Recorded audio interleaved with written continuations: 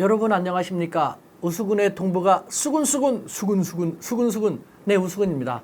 오늘부터 우리 오마이스쿨에서 우수군의 동부가 수근수근이라는 유튜브도 하게 됐는데요. 오늘은 첫 번째니까 앞으로 어떤 내용을 어떻게 다룰지 간단히 말씀드리도록 하겠습니다. 먼저 저를 소개한다면요. 저는 대한민국 사람입니다.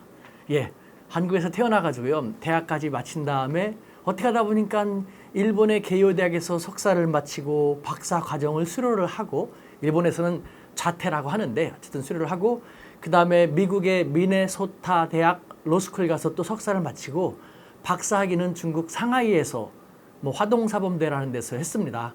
법학 박사 국제관계 쪽으로 했는데요. 어떻게 해서 이렇게 3개국 유학을 하게 됐는지는 나중에 계속 더 말씀을 드리겠습니다. 계속 1995년부터 22년 이상을 해외에서 쭉 살다 보니까요. 그 밖에서 바라보는 우리 한반도라든가 남북한이라든가 동북아에 대해서는요. 나름 좀 느낄 수 있게 된 것 같습니다. 그래서 그 20여 년 동안 밖에서 바라본 우리 동북아, 우리 한반도, 남북한 등등에 대해서 여러분들하고 함께 이야기를 해 나가려고 합니다. 먼저 중국과 일본을 중심으로 하고, 앞으로는 중국 같은 경우를 더 중심으로 하고 싶습니다. 중국을 우리가 더 잘 모르니까요. 먼저 일본, 지금 현재 그 아베 수상의 지지율이 지소미아 종료 후에 더 올라가고 있습니다. 이거에 대해서 우리나라 사람들 상당히 의아해하고 도대체 어떻게 된 일인가라고 생각될 텐데, 그것이 지금 일본의 현 주소입니다. 일본은 우리랑 많이 다르거든요. 일본 사람들이 일본 아베 신조 총리의 구구 사상을 지지해서 지지율이 높아지는 것은 아닙니다.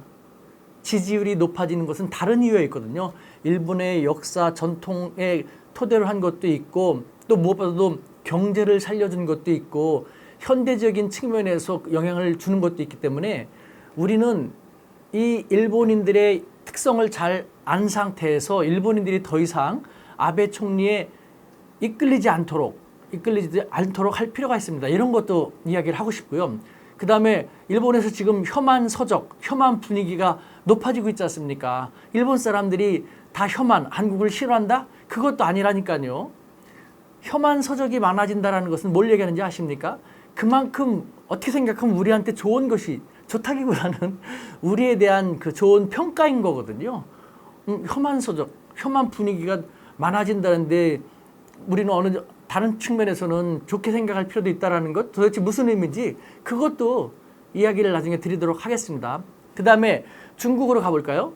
중국 시진핑 주석이 지금 권력 강화하고 있습니다. 그래서 우리 사회도 그렇고 서구 사회에서도 독재 기반을 강화하고 있다라고 하는데, 정말 그럴까요? 독재 기반을 강화하고 있다. 저는 그렇게 생각하지 않습니다. 저는 이래봬도 중국에서 10여 년을 살면서 중국의 국립대학에서 교수 생활을 하면서 다양한 중국인들을 만났습니다. 그리고 제가 박사과정에 있을 때 상하이에 있었다고 했지 않습니까? 시진핑 주석이 당시 상하이 당서기, 상하이의 1인자였습니다. 그래서 시진핑 주석을 모시는 참모들하고도 함께 공부도 하고 쭉 그 관계를 지금까지 이어오고 있거든요. 그래서 중국에 대해서 제가 말하는 것은 안 틀립니다. 앞으로 여러분들 이 오마이스쿨이 우수군의 동부가 수근수근, 그리고 제가 또 개인적으로 우수군의 한증일 TV, 우수군의 한증일 TV라는 게 있는데 이 두 개를 참고하십시오. 그러면 중국에 대해서는 결코 제가 틀리지 않는 어떤 정규 방송보다도 더 신속하고 정확한 소식을 전해주겠습니다. 시진핑 주석의 독재 기반 강화, 역지사지에서 중국의 입장에서 보면 전혀 그렇지 않다라는 것. 그럼 왜 그럴까요? 절체절명의 위기 속에 있다는 겁니다. 그거에 대해서도 나중에 말씀드리겠습니다. 그리고 지금 홍콩 시위가 사그러지지 않고 있지 않습니까? 아니, 중국의 입장에서는요, 상당히 불리한 거거든요. 미중 무역 전쟁 같은 경우는 미국이 자유무역보다는 미국 국익 우선 해가지고 보호무역을 하겠다, 아니면은 국제협력 같은 것도 다 무시하면서 가고 있지 않습니까? 동맹관계도. 그래서 미국이 국제사회에서 무리를 일으키고 있는데, 한편 중국은 우리는 자유무역을 계속 지지하겠다, 국제협력을 강화하겠다라는 식으로 해갖고 국제사회에 대해서 미국 민심이 이반되는 것을 자기들이 이삭줍기 형식으로 하고 있지 않습니까?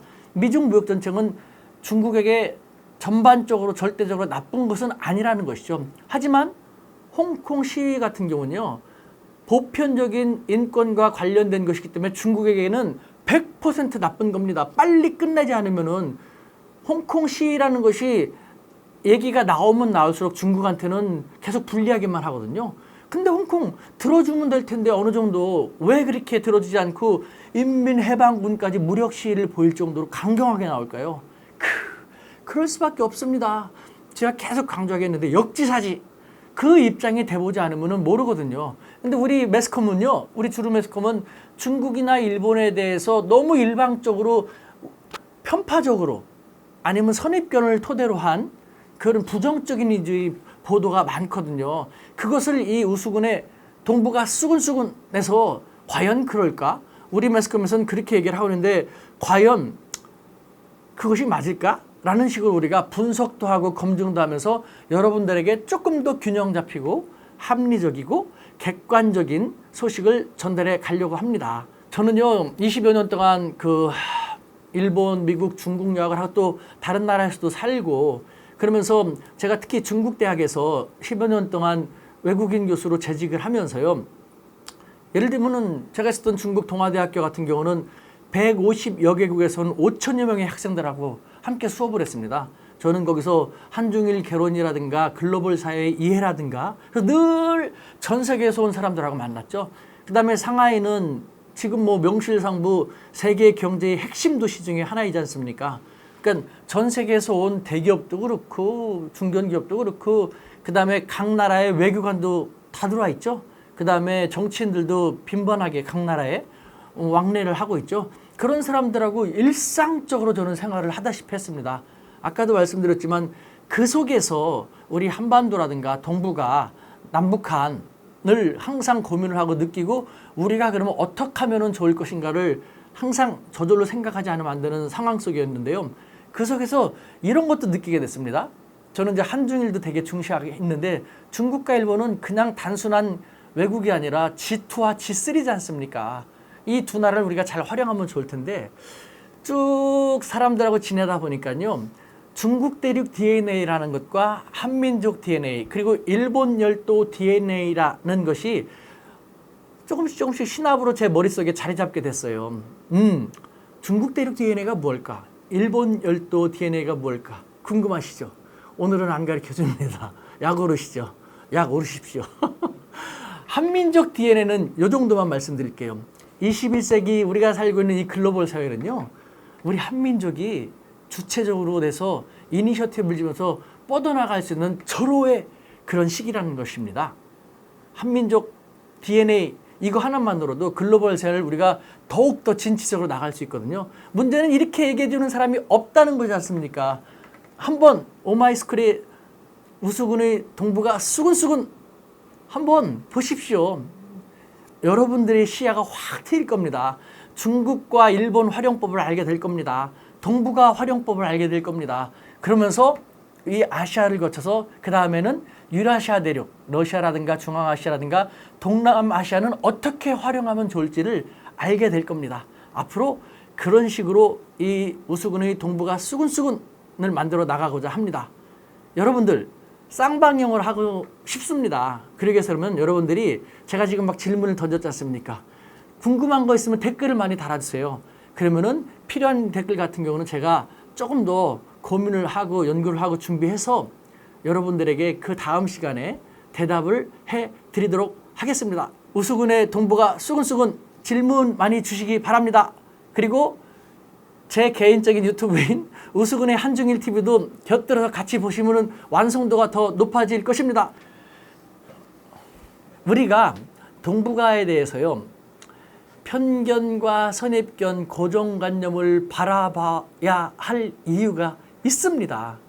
왜? 단적으로요. 지금 여러분들의 머릿속에 중국과 일본 하면 떠오르는 이미지가 어떤 이미지입니까? 하나, 둘, 셋. 맞습니다. 그걸 갖다가 너무 많으니까요. 이런 식으로 제가 다시 한번 질문 드릴게요.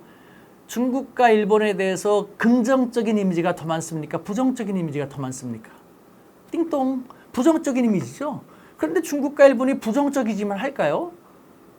예를 들면 중국에 저 많은 사람들이 1978년에 매년 1970년대만 하더라도 2천만 명 정도가 아사했다고 할 정도로 힘든 나라였는데 1978년에 개혁 개방하면서 이 짧은 시간에 G2까지 올라왔거든요.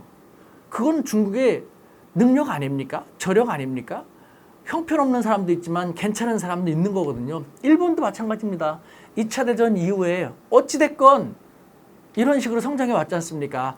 우리가 편견과 선입견에서 배제하게 된다면요, 이 중국과 일본에 대해서 긍정, 부정 골고루 알게 될 것이고, 그렇다면 이 중국과 일본을 더 잘 활용할 수 있다는 것이죠.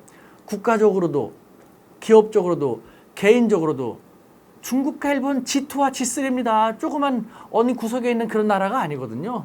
이 G2와 G3만 우리가 잘 알고 활용한다면은 그 개인이나 그 기업이나 우리는요, 그만큼 더 번영할 수 있지 않습니까? 그렇기 때문에 고정관념, 편견, 선입견 없애야 됩니다. 저희의 이 채널을 보게 되면요, 여러분들이 그만큼 더 넓어질 겁니다. 하나는 준비하십시오. 뭘 준비하냐?